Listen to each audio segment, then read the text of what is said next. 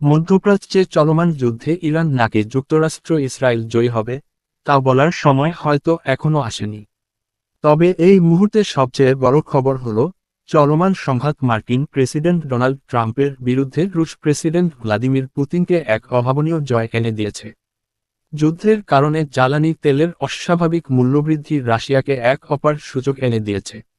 নয়ে পড়া রুশ অর্থনীতি হঠাৎ চাঙ্গা হয়ে উঠছে। যে ট্রাম্প 2 সপ্তাহ আগেও পুতিনের নাম শুনতে রাজি ছিলেন না, এখন তিনি তার প্রধান প্রতিপক্ষ পুতিনকে ফোন করে বিদ্যমান সংকট কাটিয়ে নতুন সম্পর্ক গড়ার আকুতি জানাচ্ছেন। রাশিয়া থেকে তেল আমদানির ওপর যে মার্কিন নিষেধাজ্ঞা ছিল তাও আপাতত প্রত্যাহার করা হয়েছে। চলমান ইরান যুদ্ধে প্রেসিডেন্ট পুতিন কেন সবচেয়ে বড় বিজয়ী তার ব্যাখ্যা দিয়ে the Politico, BBC, global Times, NDTV সহ বিভিন্ন আন্তর্জাতিক গণমাধ্যমে বিস্তারিত প্রতিবেদন প্রকাশিত হয়েছে।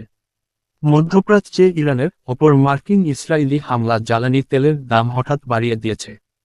ফলে ইউক্রেনের বিরুদ্ধে ক্রেমলিনের সামরিক অভিযানের তহবিল সংগ্রহের ক্ষমতা আরও শক্তিশালী হয়েছে। আন্তর্জাতিক বাজারে জ্বালানি তেলের দাম বৃদ্ধি রাশিয়ার অর্থনীতির জন্য এক অপ্রত্যাশিত সুখবর। রুশ প্রেসিডেন্ট ভ্লাদিমির পুতিন নতুন বছরে পা দিয়েছিলেন একটি বেদনাদায়ক সিদ্ধান্তের মুখোমুখি হয়ে। ইউক্রেনে তার বিশেষ সামরিক অভিযান সীমিত করা নতুবা রুশ অর্থনীতির জন্য গুরুতর ক্ষতির ঝুঁকি নেওয়া। কিন্তু প্রায় রাতারাতি মার্কিন প্রেসিডেন্ট ডোনাল্ড ট্রাম্প পুতিনের হাতে একটি টেকসই সমাধান তুলে দিয়েছেন। ইরানে মার্কিন ইসরায়েলি হামলার ফলে জ্বালানি তেলের দাম বেড়ে গেছে, যার অর্থ ক্রেমলিনের রাজস্বের প্রধান উৎস বৃদ্ধি পেয়েছে। এতে ইউক্রেনের বিরুদ্ধে রুশ অভিযান চালিয়ে যাওয়া অতীতের যেকোনো সময়ের চেয়ে এখন সহজই হবে। এক সপ্তাহের ব্যবধানে ব্যারেল প্রতি জ্বালানি তেলের দাম $69 থেকে বেড়ে $100 ছাড়িয়ে গেছে। এটা রাশিয়ার জন্য মেঘ না চাইতে বৃষ্টির মতোই। বিশ্লেষকরা বলছেন, মধ্যপ্রাচ্যে ক্রমবর্ধমান সংঘাতের অন্যতম প্রধান সুবিধাভোগী হিসেবে আবির্ভূত হচ্ছে রাশিয়া। রাশিয়ার অর্থ মন্ত্রণালয় চলতি বছরে তাদের বাজেট পরিকল্পনায় দেশটির প্রধান রপ্তানি পণ্য অপরিশোধিত জ্বালানি তেলের মূল্য ব্যারেল প্রতি $56 বেজলাইন ধরেছিল। তবে হঠাৎ সবকিছু পাল্টে গেছে। বেশ কয়েকটি দেশে ব্যারেল প্রতি প্রায় $100 মূল্যে পণ্য রপ্তানির সুযোগ পাচ্ছে রাশিয়া।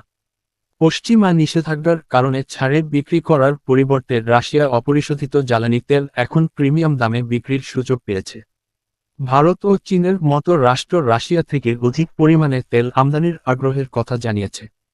পাশাপাশি মার্কিন প্রেসিডেন্ট ট্রাম্পও রাশিয়া থেকে তেল আমদানির ব্যাপারে ইতোমধ্যে সবাইকে সবুজ সংকেত দিয়ে রেখেছেন।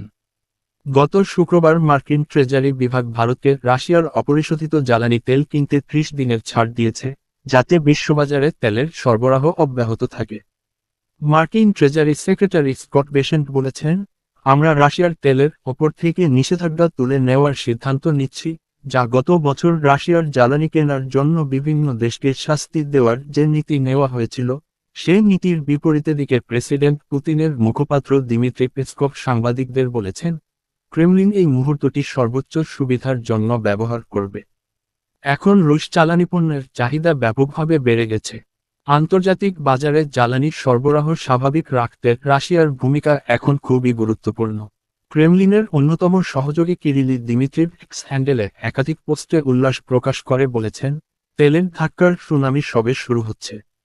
রাশিয়ার জ্বালানি থেকে ইউরোপকে বিচ্ছিন্ন করার যুক্তরাষ্ট্রের সিদ্ধান্ত যে কৌশলগত ভুল ছিল, তা আবার প্রমাণ হয়েছে।